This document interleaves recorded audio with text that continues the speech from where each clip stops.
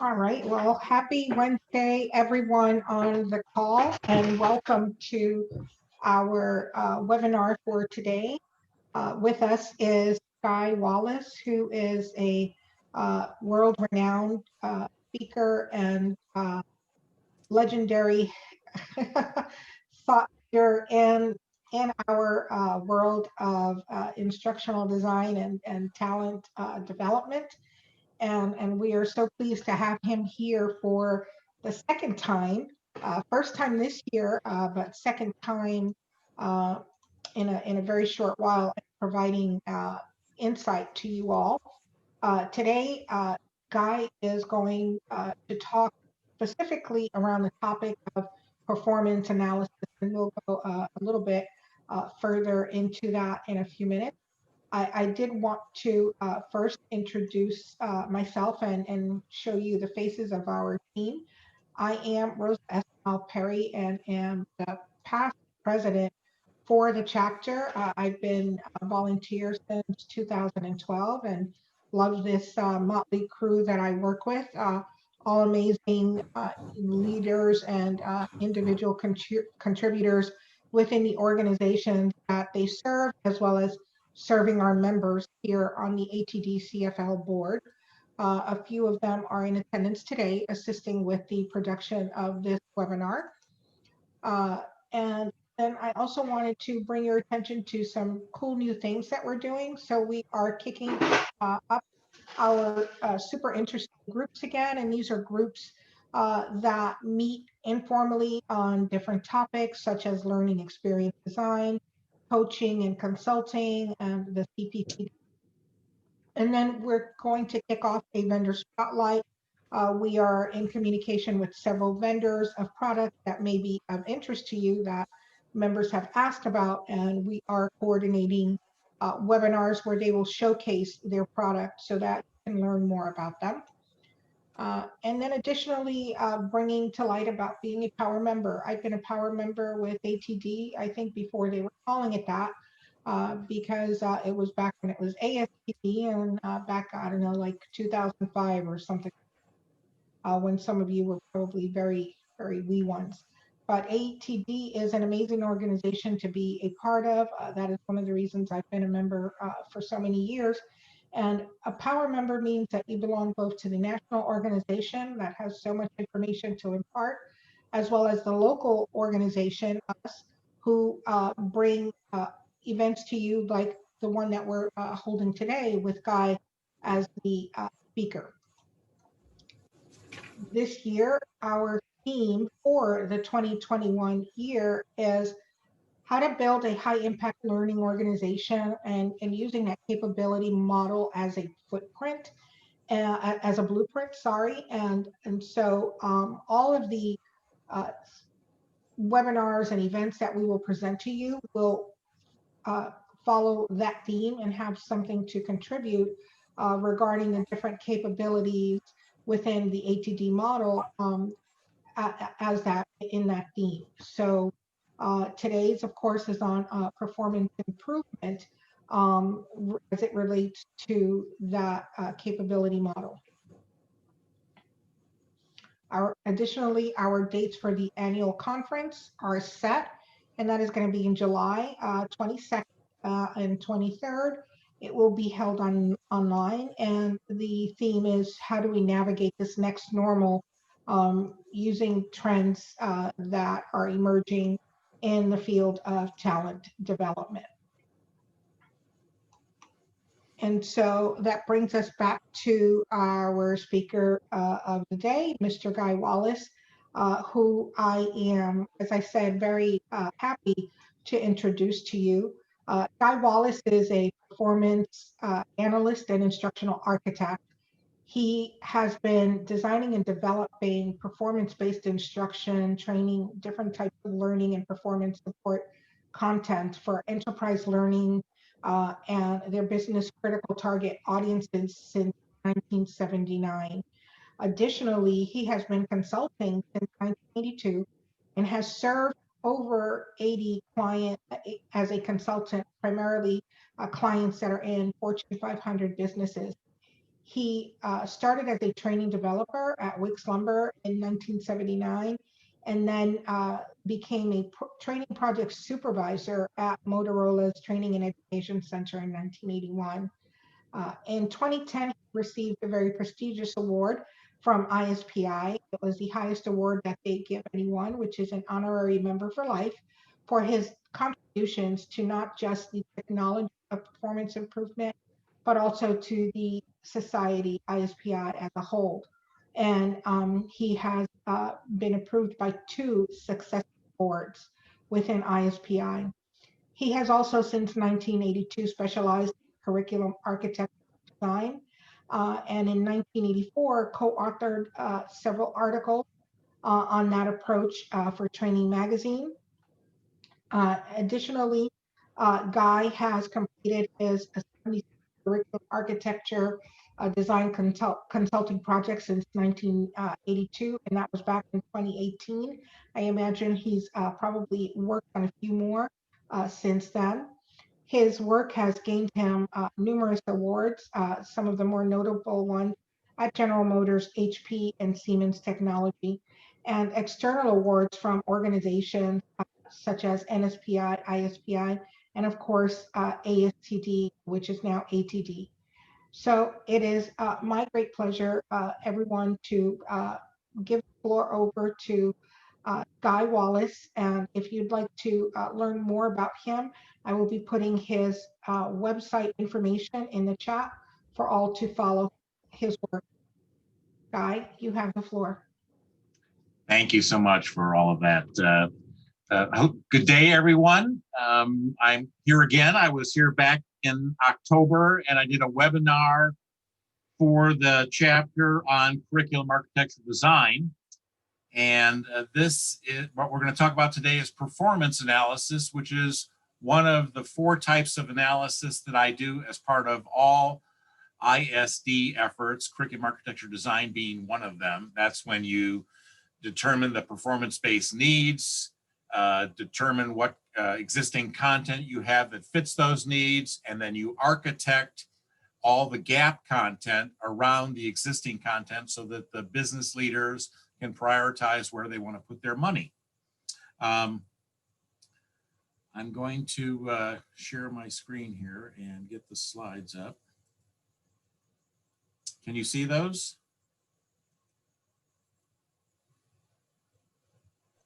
No.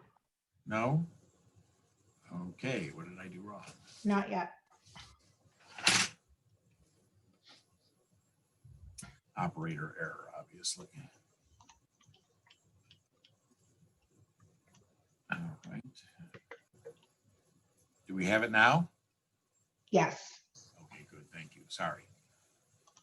Get to full slides.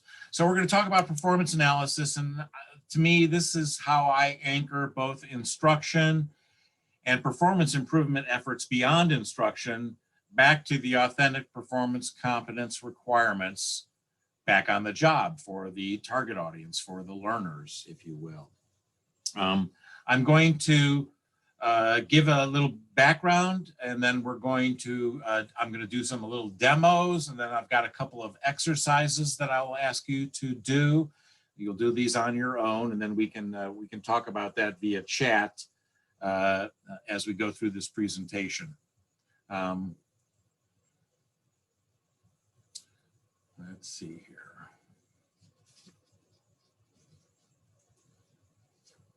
All right, so again, a little background before we start. To me, this is all about, whether it's instruction or other interventions, this is really all about improving people's ability to perform tasks and produce outputs and meet all of the stakeholder requirements for both the tasks and the outputs, which necessitates understanding who the stakeholders are and what their requirements are. And so this is a little model, and I'll talk about this a little bit later on. And there's an article that I wrote in 1995 that describes the various stakeholders, and I've got them in a hierarchy because if stakeholder requirements conflict, what we want is an easy way for people to figure out, well, who wins and whose needs do I meet and whose needs do I forego meeting. And it's kind of complicated in the flow of work, if you will, but so we need to provide that kind of guidance to our learners. And so that's all part of this. Now, what I'm going to talk about today is a derivative of analysis methods that I learned when I first got out of college and took my first job at a training organization in Saginaw, Michigan. And it was credited to me way back then to a guy named Gary A. Rumler, who later on I got a chance to work with.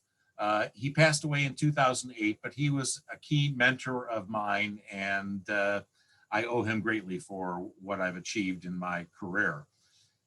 If I make mention of the word PACT, this is what it refers to. It's what I call my ISD methodology set. So it's just my branded thing for ISD or LXD. And if I refer to EPI, that's my performance improvement methodology that's beyond instruction, but including instruction. So in the Venn diagram here is that ISD is a subset of performance improvement. And regardless of whose methodology you're looking at, that's how at least I look at it.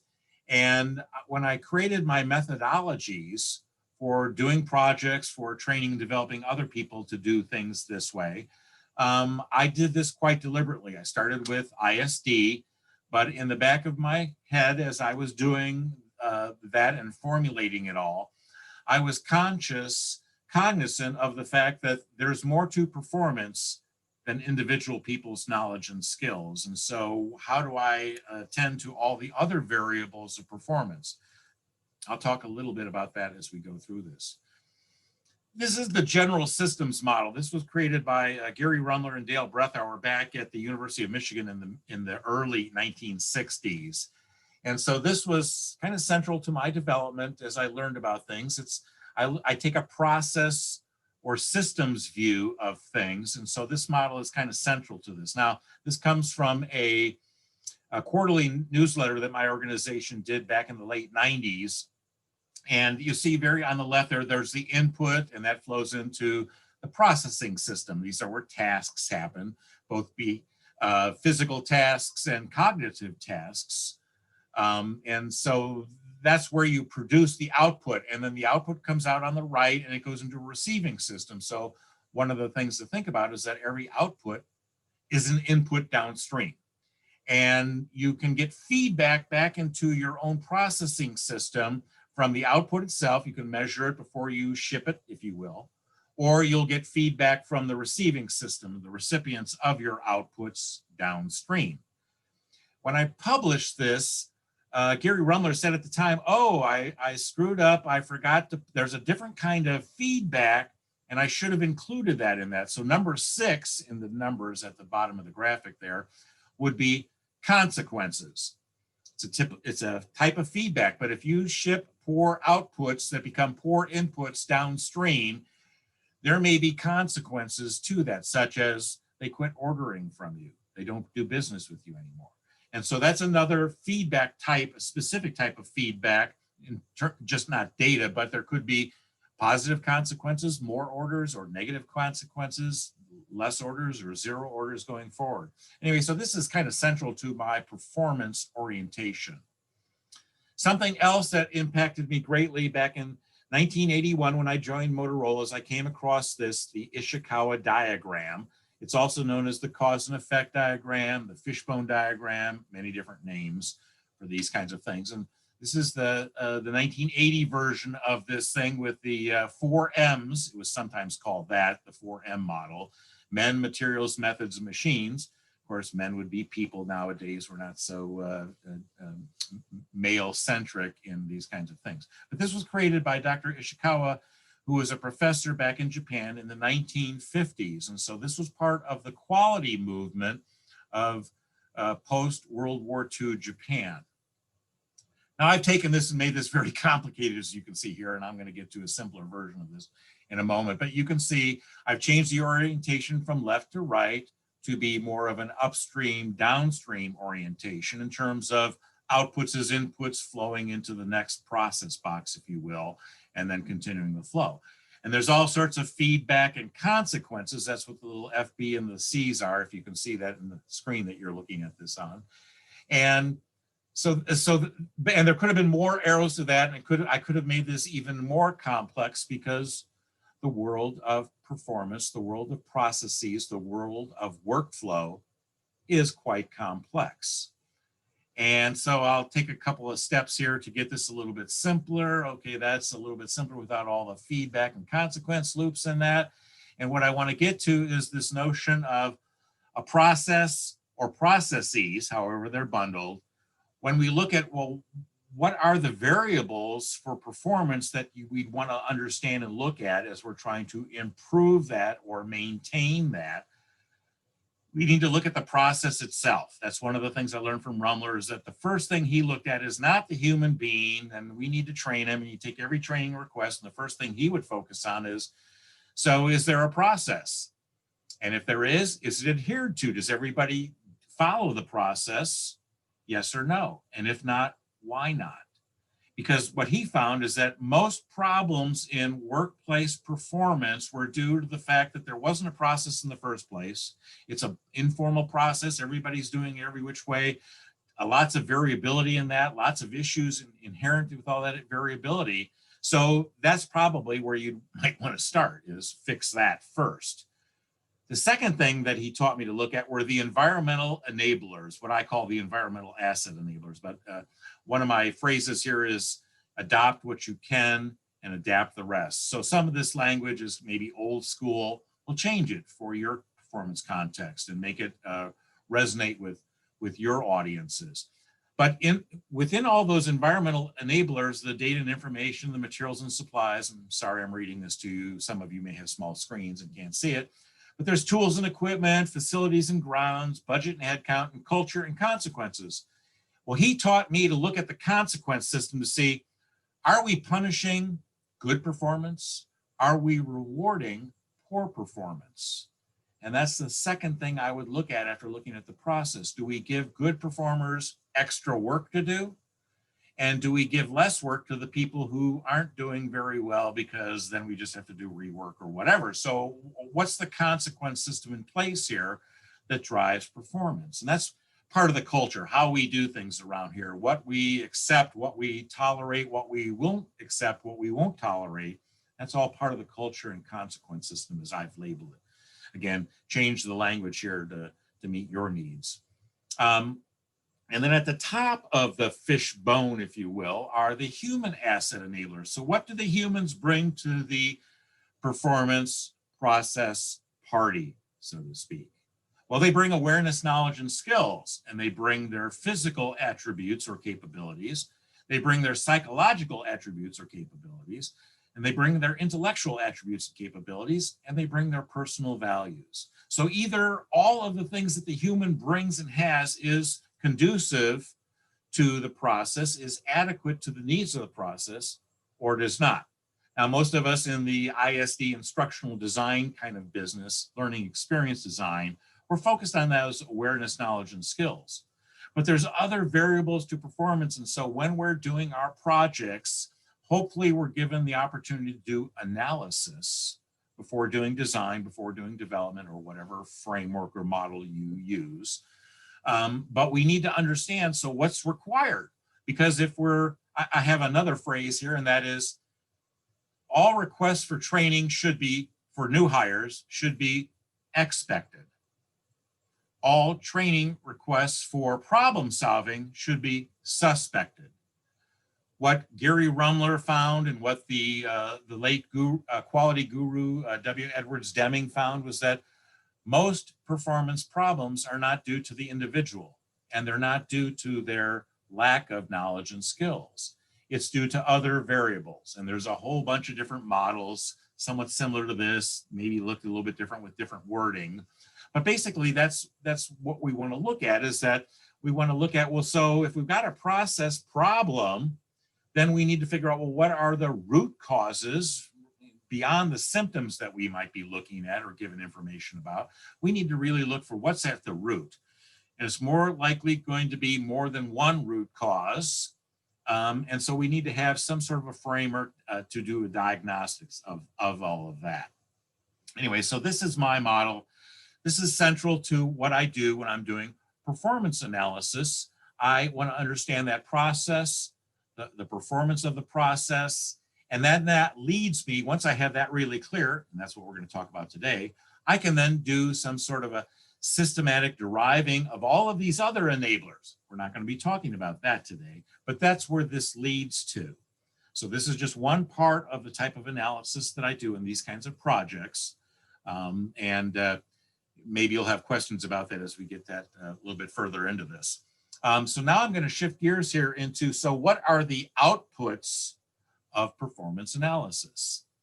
So you'll see some larger graphics of these here. So this is just to set this up here, but I'm trying to capture performance analysis data. And what's really critical about the data is its integrity, which to me is it accurate? Is it complete? And is it appropriate? And I'm trying to make sure that the data that I capture that's going to lead to me looking at the other enablers, that I have this part accurate and complete and appropriate. So the first thing we do is we chunk out the performance. Now I call these things areas of performance. In the world, since I've been in this business since 1979, these things are also called major duties, key results areas, accomplishments. There's a lot of different language for this, but chunking is a term that maybe you're familiar with, and I just happen to call those chunks areas of performance. What I had found is that those other labels all carried nuanced meanings to various people as I was trying to do my analysis, and I was kept on getting caught up in, that's not how that works, Guy. So to avoid all of that, I just said, I got this thing called areas of performance. You don't know what it means, I do. And so let's just get going and chunk out the performance. Now, this is important to segment performance, just like a marketeer would segment their target audiences in the marketplace. I'm trying to segment the performance and capture it holistically at a high level. I want to capture that at a high level so that I can then take each chunk or area of performance and then do some detailed data gathering around that. And that's what these performance model charts are that we'll be looking at in just a moment. These capture the key things such as the outputs and the tasks and the gaps and their causes. So here's the large picture of that. This is actually based on some work that I did in the mid-1980s for a convenience store that was a part of a gas station operation. And it was a new thing back then. Those of you, you're probably too young, most of you, to know that. All you older people like me will say, oh yeah, I remember when gas stations started selling, everything like a 7-Eleven did, because that's who they were competing with. But anyway, so this was how this was chunked out: staff recruiting, selection, work scheduling, progressive discipline, store operations, customer service, inventory management, doing all the payroll, banking, financial kinds of things. This is how the master performers that I was working with, this is what they kind of came to consensus on. This is how we would chunk this out. And then the acid test that Guy brings to when we think we're getting close to being done. Is there anything, any performance, any outputs and tasks that you do in the job that don't fall within one of these buckets? And if this covers everything, then it does. If it doesn't, then we determine and define another area of performance. But that's what this is. Before I go deep on anything and gather a whole bunch of micro data, I want to make sure that I've got the waterfront covered, that I've got a framework here that will allow me to capture everything that's part of this job. Of course, just because the group concedes that, oh yeah, this covers everything, as you're doing the analysis later on, you may discover that, oh, oops, there's another bucket here we forgot to mention, and we're going to call it whatever, and then you continue going. What you're trying to do is make sure before you start going deep, because that is mentally wearing on people, that you've got this set. You really, it's important to do that before you start going deep. And by going deep, I mean I capture this kind of data on a format that I call a performance model chart. And again, I've been doing it pretty much this way since 1979. I've done hundreds of consulting engagements doing this. This is all part of it. As an outside consultant, you know, when I bid on a project or respond to a request, this is all part of my project plan, and this is all built into the price for doing it. And so everybody, they let me do analysis. I fully appreciate that sometimes you can't do analysis overtly.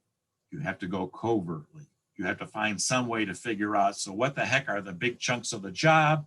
What are the key outputs and measures as part of that chunk? And so the column on the left, beginning with the end in mind, is, so what is the output of staff recruiting, selection, and training? Well, this was the first page of several pages for this area performance. And one of the outputs was, hey, you got new staff hired. And it's got to be timely and qualified. And I've stripped out some of the other measures from the original work here back in the 80s. But so that's one of the things you got when you're done. You got a new person. And what are the tasks that you perform to get that new person hired? Well, you can articulate and capture those tasks. And these tasks are kind of at a macro level. They're not at a micro level. They're not every nth degree of all the tasks that you would perform. This is just the high end of this. And that's what I tend to do when I do analysis. I don't go really deep here. I'll go deep when I do development and fill in the gaps and extend these tasks into all the little micro things, all the decisions and discriminations that somebody has to make in their head cognitively, rather than what the physical behaviors are that we can see and observe.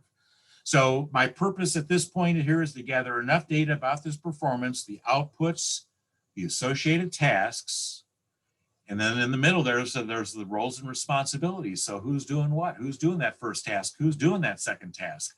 Et cetera, so that I have some task clarity, some role and responsibility clarity as to who's involved with this performance. And so I'm working generally with master performers and other subject matter experts, capturing this as they say. So this is what we come to a consensus and agreement that, yeah, this is what we do. And of course, every last individual would say, well, I do it a little bit differently, but you know, yeah, that would work too. And so that's the issue when you're working with a group of people and you're trying to get them to agree that, yeah, we need to train everybody else on how to do this. So the next part, the right-hand side then is the typical performance gaps, the probable gap causes, and people have often said to me over the decades, Guy, why don't you use root causes? Well, I don't have all the time in the world to do this. I'm usually have a set time that I'm working with people to capture this data here. I don't have time to ask why 5 times or ask so what 5 times or whatever method you want to use to get down to the root cause. I want to know off the tops of the heads of the master performers that I'm working with. So what causes these gaps? And I also want to trick them, trap them into saying that some of these gaps causes are due to a deficiency of knowledge. Some of them are due to a deficiency of the environment or the environmental supports. Some of them are due to other individual attributes and values. And so I'm trying to get them to see that, oh, training can solve some of the problems, but not all of them. So what we see here on the left-hand side, this is what I call ideal performance. If I've got master performers saying, yeah, this is how we as a group of master performers, this is how we do things, or this is close enough, this will work, then I want to understand what the performance gaps are against that ideal performance. We're going to talk about this a little bit in a moment. Here is another example. This is also from the 1980s. This is an account representative, so salespeople, if you will. And I worked with a group of folks to basically chunk out the performance, these area performance, major duties, whatever you want to call them. And that led then to looking at the details. So here was territory planning. Not surprisingly, one of the outputs of territory planning is a territory plan. And here's the measure that's got to include all this other stuff. Again, I've simplified this a bit. And then here are the tasks, 4 big tasks, if you will. And the salesperson is doing this on their own. The account rep is doing this on their own. So there's no other roles and responsibilities. It's just them as the Lone Ranger doing their thing. And there are typical performance gaps. And what I ask the master performers is that, so are there gaps in the performance? Are there problems with these key outputs in those measures? And if so, what are they? And they tell me the plan is incomplete, or the plan is not adhered to or updated when changes occur. That's the problem, Guy. Oh, so what are some of the probable causes? Well, they don't know how to do it, which is a deficiency of knowledge. They don't take the time, which is a deficiency of the environment. So they may know how to do it, but they don't have the time to do it. Or again, it's not demanded by management. You know, we're not going to fix some of these things by training the account rep. There's other factors at play. There's the culture and consequence system at play that are at the root of probable gap causes. And so now we're getting a picture of ideal performance and some of the gaps and some of the reasons why we have gaps. And this is very Socratic, if you will. I'm tricking everybody, including my client, into becoming aware of the fact that training ain't going to solve all of their problems. Now, if the reason we're doing a project is because we have a bunch of new hires, and of course they don't know much of anything, they may know some things, they may have some prior knowledge, but basically then why would we capture typical gaps in probable causes, Guy? Because we're not trying to solve a problem, we're trying to train new people. Well, I believe and have practiced that not only do I need to train the new people on here are the tasks and the outputs you're going to produce, here's the barriers that you're going to face along the way. Here's some of the gaps that are going on already. Here's some of the causes. So because I'm working with master performers, theoretically, they avoid these kinds of performance gaps. They get the job done, and somehow they're able to anticipate and avoid a gap, a problem, the root cause, or they know how to recover quickly. So one of the things I'm using this gap analysis data for is to figure out, how do I train people to avoid these problems in the first place? And what do I teach them how to recover quickly in the second place if things were unavoidable? Performance is more than it's simply 1, 2, 3, boom, you're done. It's 1, 2, 3, and oh yeah, watch out for that, rock falling off the cliff here and step aside.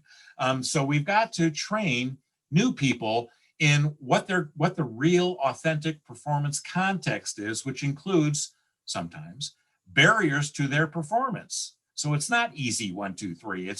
Sometimes there's a lot of difficulties, and maybe it's not all the time, maybe it's just random, but they've got to be trained.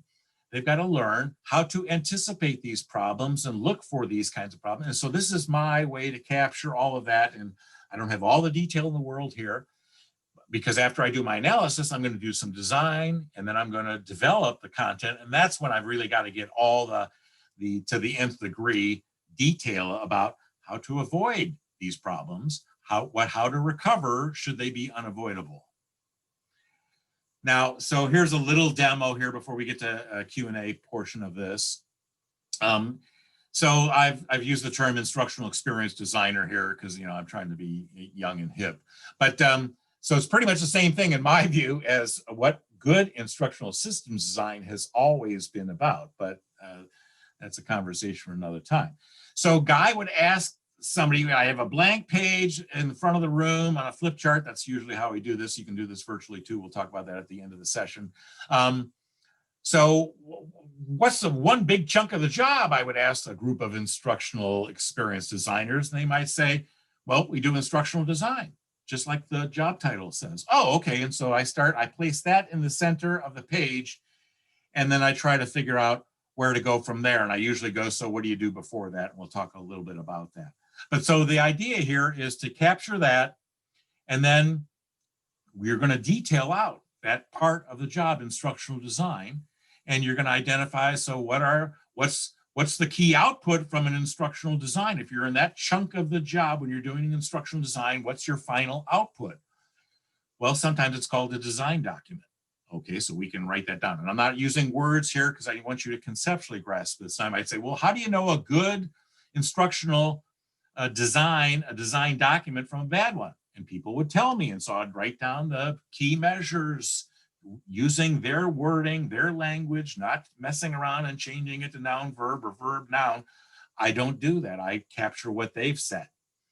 And if, you know, 2 or 3 people verbalize it a little bit differently, we try to come to consensus on some acceptable wording that they can all subscribe to. Then I ask them, so what are some of the tasks that you perform here? And I try to get this in a linear flow and figure out the first task, the second task, the third task. You know, what are all the tasks that are required to perform to produce that design document that has those measures? And then I want to know, so who's doing what? What are the various roles involved in this? There's an instructional experience designer, there may be an instructional experience design manager, there could be the vice president, there could be the key clients, there could be a whole bunch of people in the sandbox of performance. And I want to know who's doing what. Where does the interplay come in here? Because that's part of what I need to train people, or that's what I need to figure out is maybe who we're looking at isn't really where the training needs to happen. Maybe we need to train other people to do their jobs better. So, and then we want to again go to, so if that's ideal performance there on the left, so what are some of the gaps? What are some of the probable causes? Which of those are deficiencies of environment or knowledge and skill or individual attributes? And I have a 4th one now, process deficiency in the process. That's part of the newer version of this thing.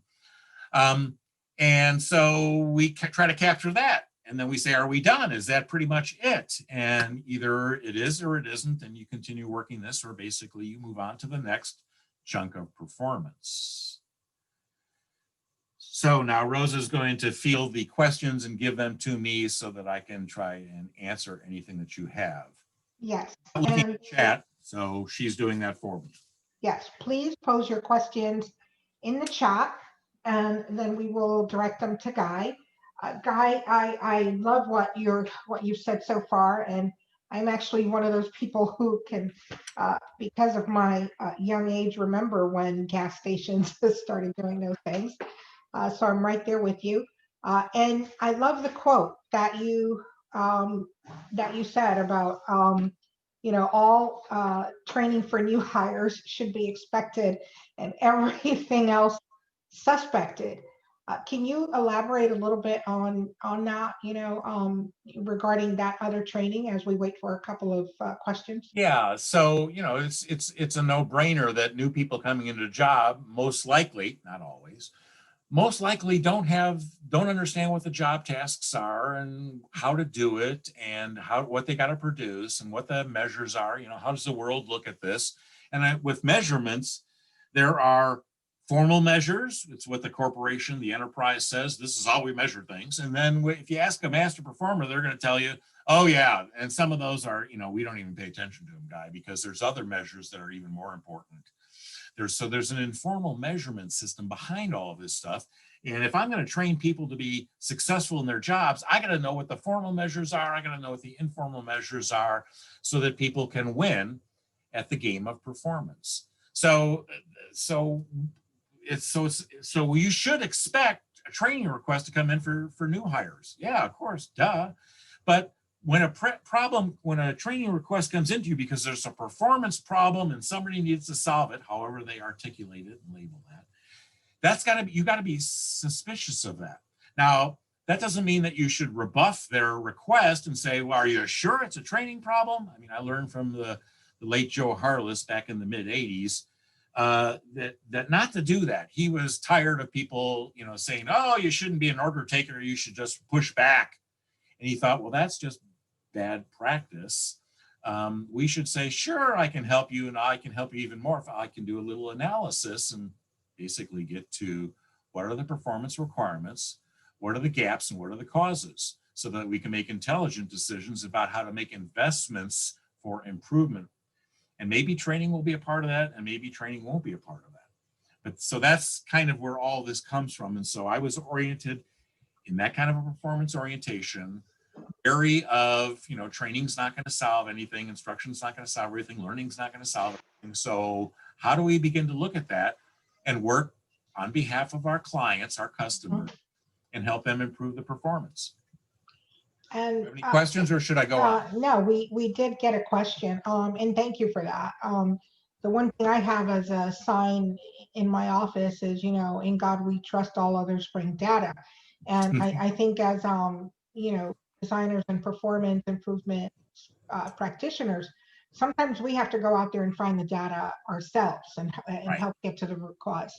So one of the questions posed is, do you work with the company contact to identify who those master performers are, that then you engage in the process? And then also, are there usually significant performance problems before you are brought in, such as staff being on PIPs, or is it more of a group or team performance issue? Well, that second question, it's more varied. I get brought in a lot to address needs of new hires or new processes that have been, processes have been reconfigured, or brand new lines of business and things like that. So it's usually because people are new or the process is new, and therefore people working in that area, it's all new to them. So, but sometimes there are performance problems, and I've had big, huge projects. I had a project back in the late 90s, $750,000 that got canceled right after the analysis phase, because I was able to show my client, it was Verizon, that training wasn't going to solve any of these problems. You have a world of issues here, and it has to do with the fact that most of the time there are no processes. So people are out there trying to get things done, and there's tremendous variability here. And that's, variability in process produces variability in products. Those products are outputs that are inputs downstream, and the people downstream are unhappy with you. So you're trying to fix things by training people. And, I saluted and said, yeah, I'll take this on here, and I'm going to do a little analysis. And so the whole project got shut down after I was finished with analysis, and I have a gate review meeting with my client, my stakeholders, and they could see via the data, these charts. I capture them in that same format. I report them back out in that same format. They looked at this and go, well, all those DEs, training is not going to solve anything. We need to somehow get rid of Guy, because we don't need him to do the training here after this. We need to stop this project and go fix our processes. And it was kind of funny, because I could see that coming, and I knew that was the right answer. So because I assembled my client into a project steering team, because I want more than just, the requester, I want all the key stakeholders, because usually if we're going to do something, it's going to be of significant investment. So I need to get as many people who are key stakeholders, all the vice presidents of sales, all the regions, that kind of thing here, so that they could, and then I use them up front to answer the first question. I use them up front to identify who are the master performers, who do we want people to emulate. I come from the Chicagoland area, so if we're going to train people to be, do basketball, we want them to be like Michael Jordan. So who are the best of the best? We want to work with them. We want to capture what their knowledge. And we want them to help us identify what's ideal performance. And because master performers generally know why other people aren't master performers, they can help articulate the gaps and the causes, because they see that typically nobody pays them to call it out and try to fix it. They're just doing their own thing, as a master performer or exemplar or top performer or star performer. Again, careful with the language, because some language works, it gets tricky. Yeah. Others don't. Right. And sometimes they're either trying to mentor those other people or fixing the issues caused by the other people. Right. So here's another question. It says, I much appreciate avoiding the root cause analysis to avoid eating up your time with the client. But they're curious whether anyone ever asked for it, or if they say yes, if you do propose it. Well, so getting down to the roots, yeah, that can be a secondary thing. Here, I'm hired to do training things most of the time. If we were after a problem, and then I can't say, well, we're going to be done with this analysis here in 2 or 3 days, depending on, what the scope of the effort is. And so therefore it's something that we can't be as predictive about the schedule and the cost and things like that. But so what my clients normally do is they assemble what back in the 80s were known as critical action teams. They'd bring in a bunch of experts here, and they'd take Guy's data, and they'd go work on that and get down to the root cause and decide, okay, we got to redesign the process, we got to redesign the tooling, maybe put in some electronic performance support systems. You know, the solution set can be wide and varied, and so that's kind of a break-off project in some cases, where a guy is asked to go ahead and continue with, you know, we got a bunch of new hires, we need to train them. You've helped us uncover a bunch of issues that we have in the workplace, in the workflows, and you know, we'll get other teams to go tackle those kinds of things. But so I'm all about, yeah, you got to get down to the root cause eventually. But if I'm training people, you know, I can train them that sometimes we're not going to be able to fix the real world in any kind of a timely fashion. And maybe the costs of the current state are less than the fix. So we're going to live with it, Guy. We can't fix everything. So teach people how to navigate that. And so again, when I get into development, that's when I've got to give people more than what I've shown you here in terms of what I've captured. Right. Can I move on? That does make sense. One last question. How often do you find that the issue is the metrics that the client is using are not the right set of metrics? For example, cases where the metrics data being captured don't address the KPIs that the team or organization have set. And that's how do you pretty deal prevalent. with that? Well, that's a client decision here. I've taken their handpicked master performers, and you know, you can kill the messenger, me, but I've facilitated this group of people to tell me what the real world measures are, despite your KPIs, despite what kinds of measures you articulate to everybody. Master performers know how to be master performers. They've figured it out. And so these are the measures that they say are important. This is what guides their performance, despite the formal measures, et cetera, et cetera. So that becomes an organizational issue for my client. Again, if I'm doing training, now they can decide to fix that, and we'll have to update the training, or so it varies, but it happens quite a bit. Most processes are informal, unnamed, not managed. Most key real world measures are not captured, you know, and I'm overgeneralizing here because there are some places where they've done that, you know, nuclear power facilities, they've got that nailed, right? But most places, not so much. And maybe they've done it on a couple of key processes, but not all the processes that a job title or a team might be working in. Okay? Yep. Going to move on. Yep, that was the last one. Thank you. All right, so now we talked about the outputs. So again, that was the beginning with the end in mind, the outputs. What are the tasks that are performed when you're doing this? So my little demo here is always airborne airlines. This is a kind of an exercise that I do when I'm training people on these kinds of things. And this is the sky cap. So, you know, many of you haven't flown in a while. Maybe some of you haven't flown much, and maybe you don't use sky caps. But sky caps are where you drop the bag off at the front of the terminal, go park your car, come back to this and go in and you know, get on the plane, and your bags are hopefully there at your destination. Doesn't always happen, but anyway, so there's the people that are out there collecting the bags. So an example here is that so I would ask them, so to start off, just name one big chunk of the job. This is how I start. Just name one chunk here, and they say something like, oh, we tag bags and we place them on a conveyor. I write that in the center of the chart because I don't know if this is the first thing, the last thing, or somewhere in the middle. I don't know. I've captured one thing. So my next question then is, so does everybody agree that yeah, part of the job is tagging bags and place them on the conveyor? And everybody says, yes, of course. And I say, so what do you do before you do that? And they might say, well, you know, we clean up the work area. Okay, so, and what do you do before that? Well, we obtain tags from inventory. Okay, what do you do before that? Come to work. Okay, so we're not going to include that part. So the first part of the job is go get tags from inventory, go to the work area, clean it up. Then you start tagging bags and placing on conveyor, and people say yes.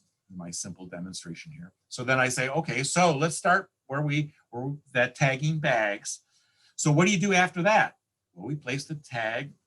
We provide the tag and to the customer and give them directions to where their flight is at, what terminal to go to, etc. We try to collect a tip.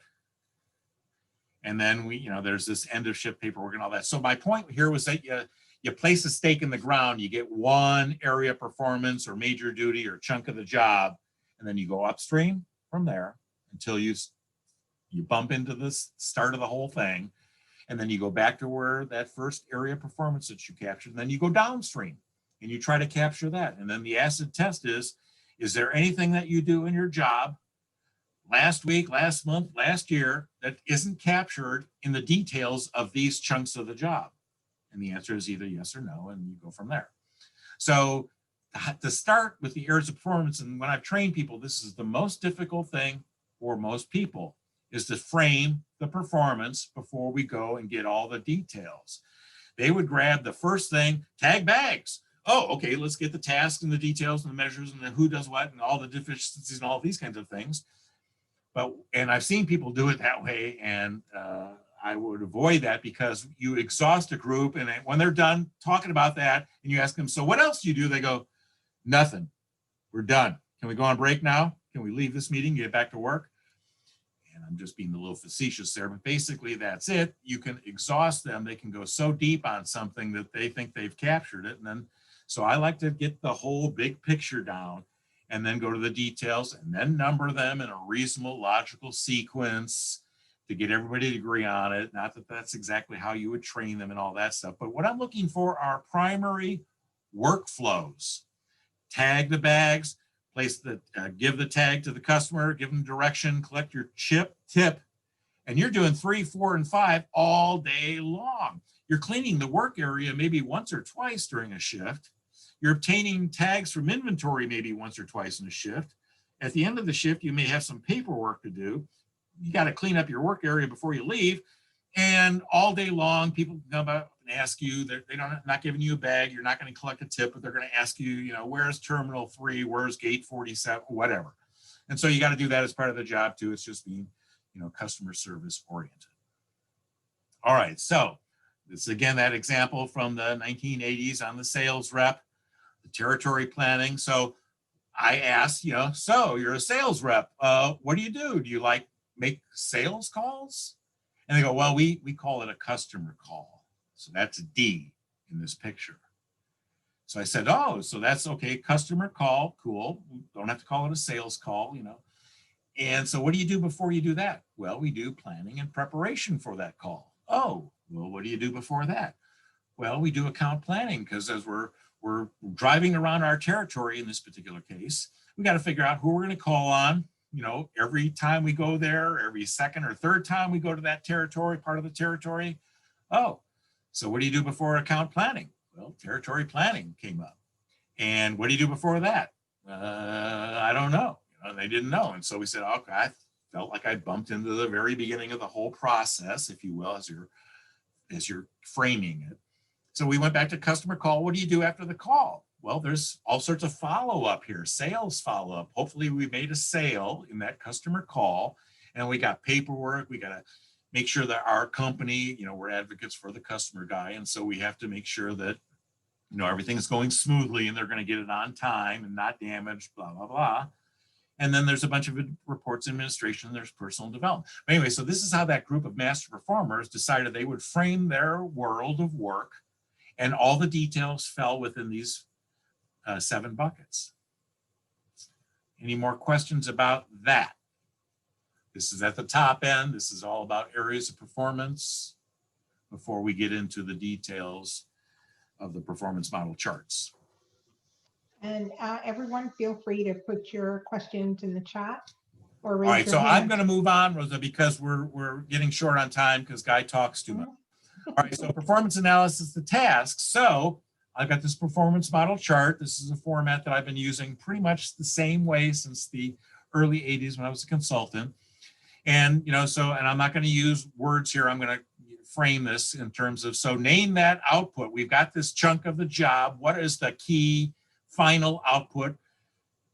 And you're done with this area performance when you've produced this output and you're getting ready then to go on to the next area performance. So I start with the end and I try to capture that. And then of course there's before you do a design document, you might have to do other outputs that you produce when you're doing design, if you will, going back to the earlier example. But so I'm going to give you one output here, and I say, so what are the key measures? You know, is it quality, quantity, cost, schedule? What are they? You know, and the master performers can tell you how they're measured, what they know that they've got to meet in order to be successful, whether that's part of the formal measures or not. Then we ask them, so what are all the tasks? I try not to number tasks because invariably, if I numbered them 1, 2, 3, 4, 5, somebody would come back and say, in between 2 and 3, there's like 6 tasks we're missing. And so I'd have to capture all those too. And then the numbering thing is all, my charts are all messy and all that stuff. So I just bullet them. Later on when we're done, well, I'll go number them when I think we're pretty much complete. And then I want to know, you know, who's doing what. And again, voice of the master performers telling me, Guy, no kidding, this is how it works. And if the master performers don't agree, it's usually semantics. It's usually, well, on the West Coast, we call it this, and on the East Coast, you call it that. Is it this or is it that? Well, this/that guy would write down and go, we got it, and move on, rather than try to argue about language, because you can't win those very easily. So that's ideal performance. Then we would ask, so are there gaps? We look at the measures. We say, is this measure, is this an issue? Do the non-master performers miss this measure? Do they not meet the requirements?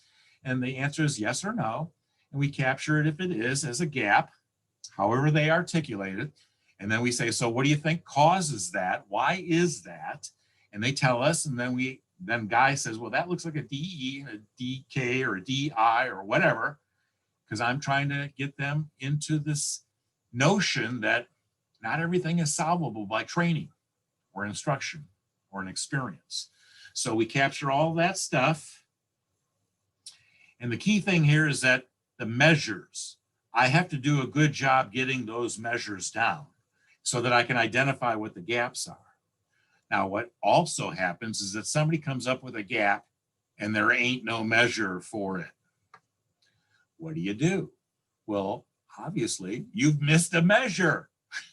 The group got into groupthink, or they were all happy that, you know, we were getting done with that. And like a horse, they raced to the barn. And when somebody says, but there's this other gap, and everybody goes, well, yeah, that's right.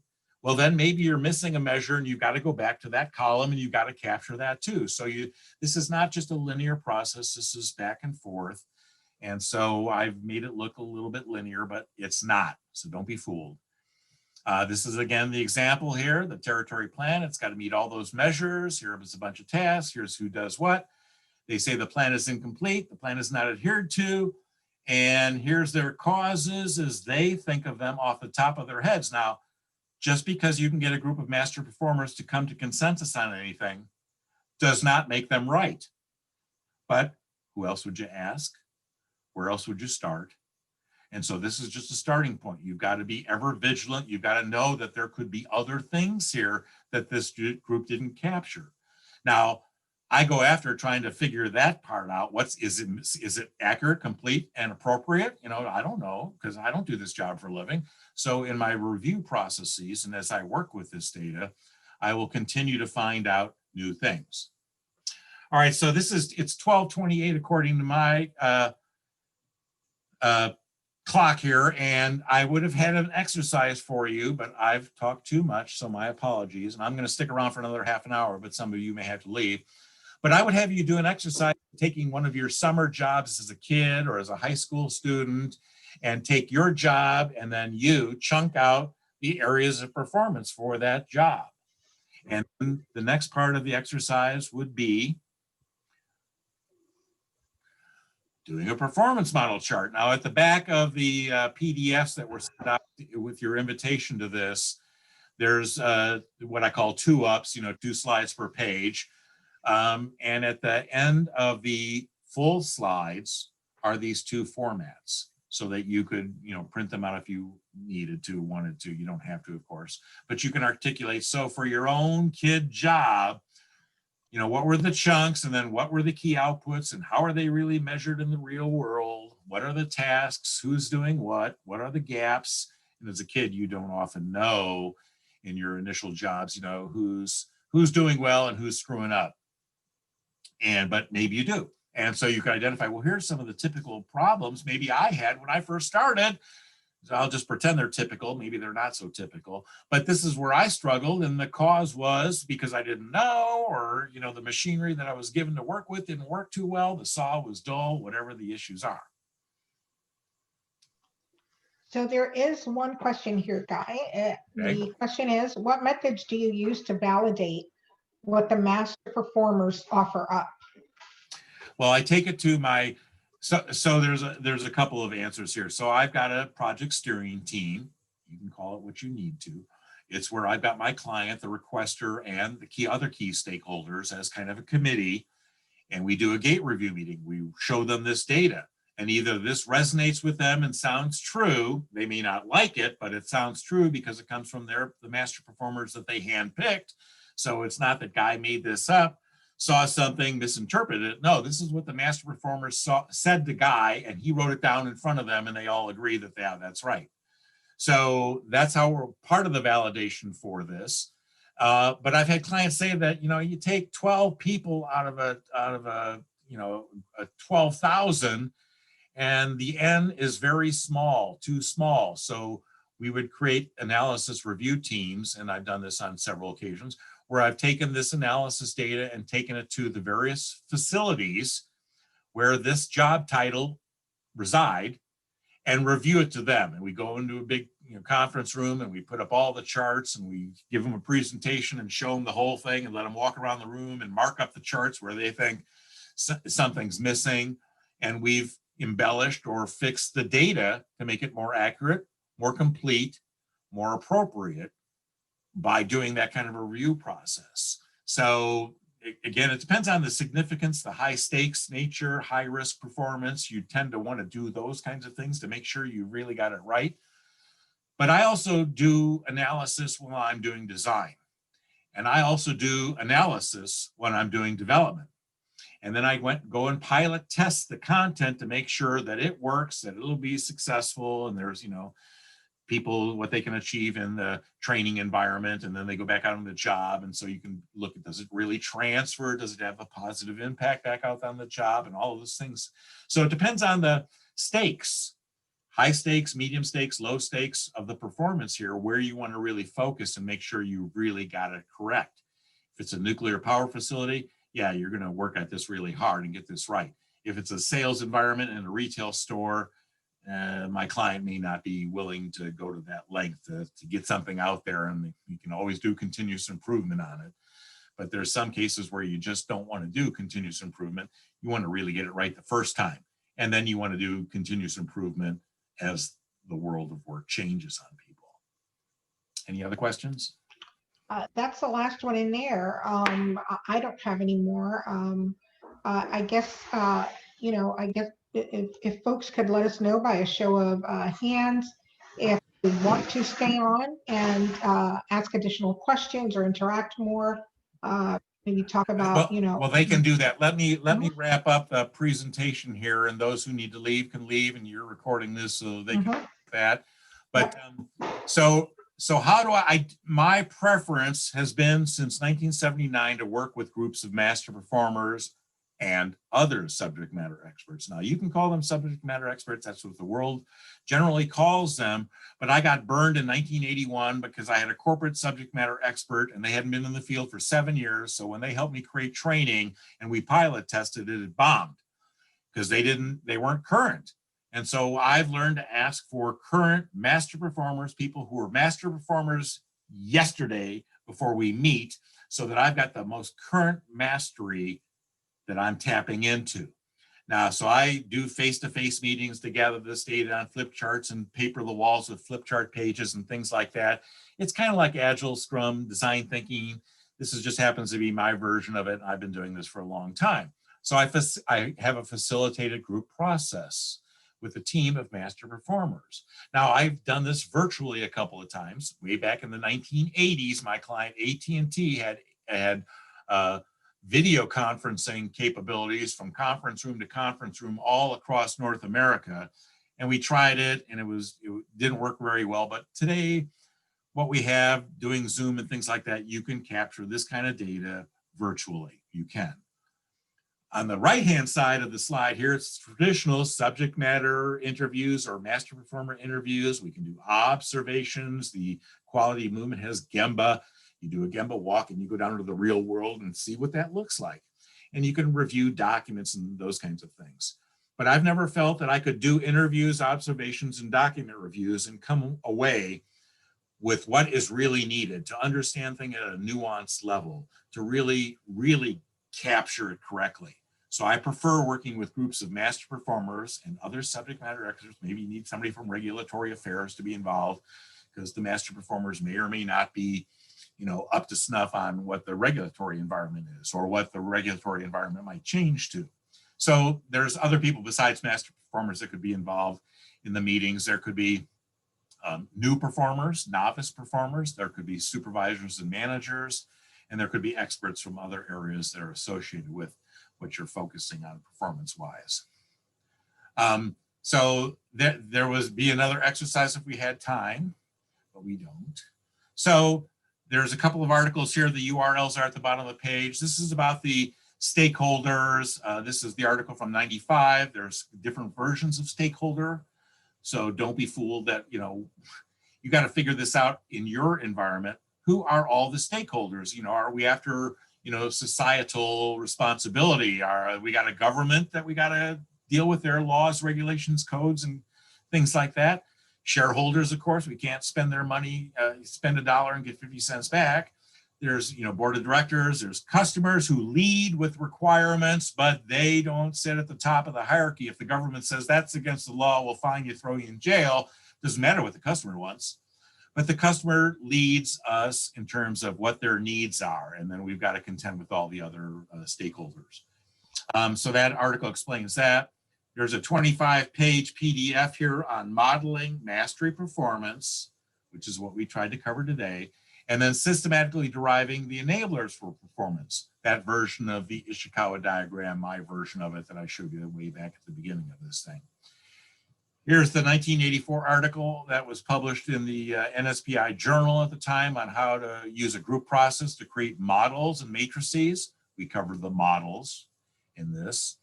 And here's the training magazine article from 1984 on building a curriculum architecture design using the kind of data that I've just presented to you today. I've got a book, Lean ISD. It's available as a free PDF on my website, or you can buy a Kindle or a paperback version of it. I've got books from 2011 on the right-hand side. I've got this book from just this past November. Alex Salas was one of the reviewers on this thing. So he reviewed this book when it was in a draft stage and gave me feedback with 24 other people, and I updated the book. So that goes into the greatest depth on this, and it's the most current of my view on how I do this kind of work.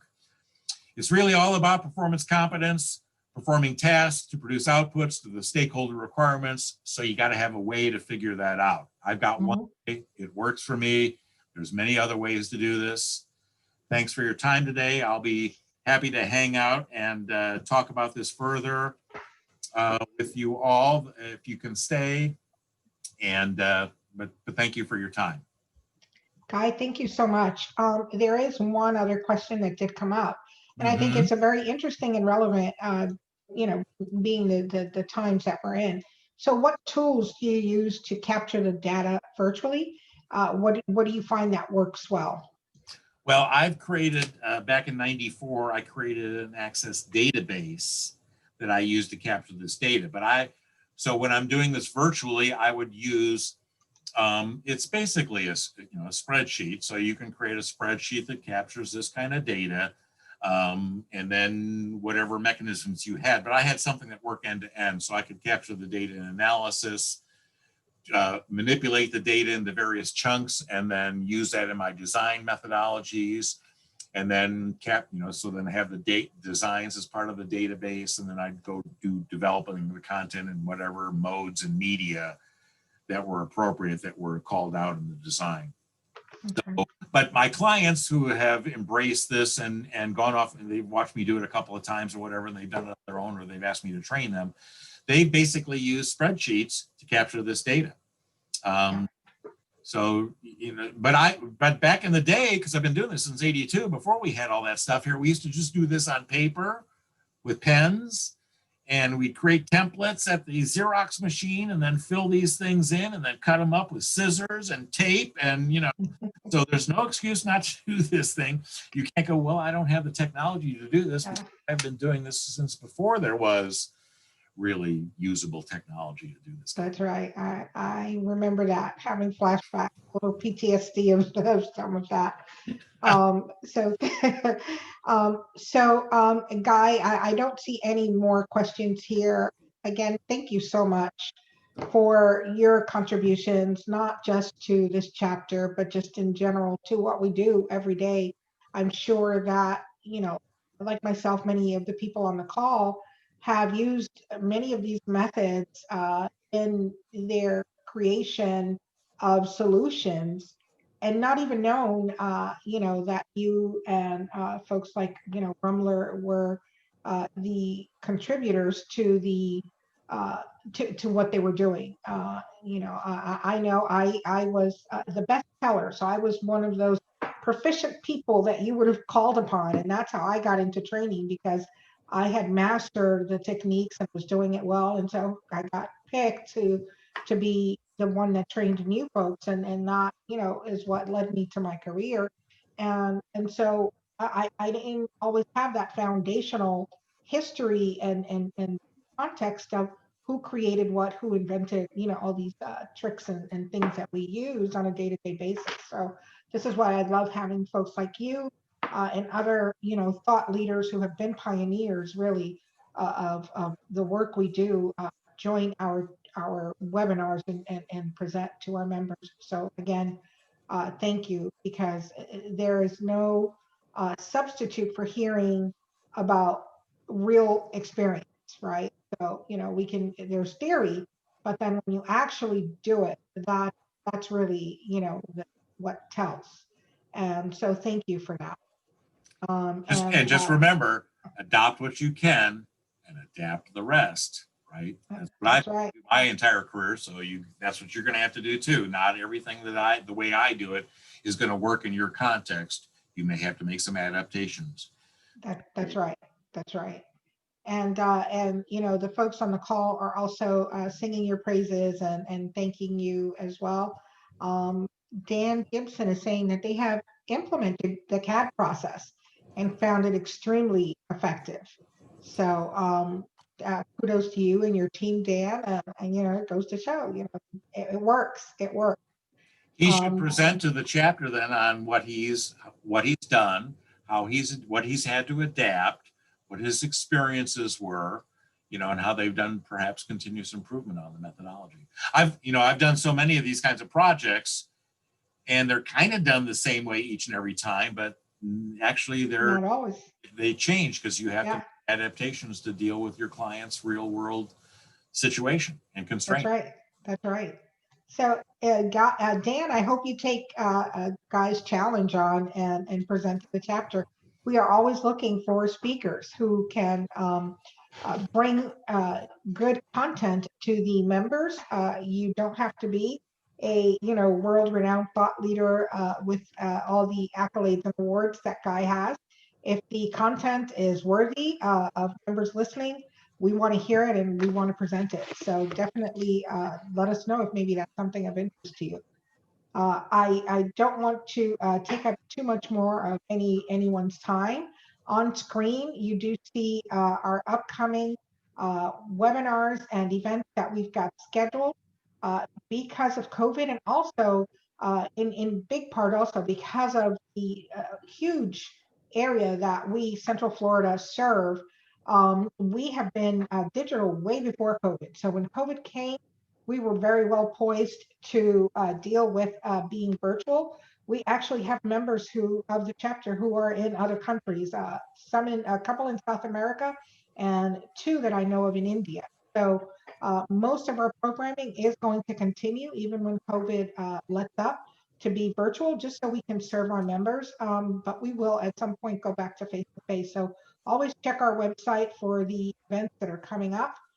And I would be remiss if I not thank our volunteers that are on this call helping us.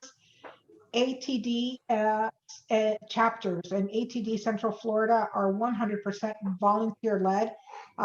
Everyone here is here because they have a passion for the industry, for what we do, and want to bring this to you. So we love all our volunteers. Heidi, thank you so much for your assistance today.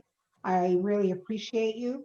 And if you're interested in volunteering, definitely go to our website. Our volunteers are our heroes, and we always have something that you can lend your hand to. And thank you for being a member. If you're not a member, think about it. We do a lot of great stuff here. And make sure you tag us in your posts and like and share the content that we've got. Thank you for your time today, everyone, and have a wonderful rest of your day.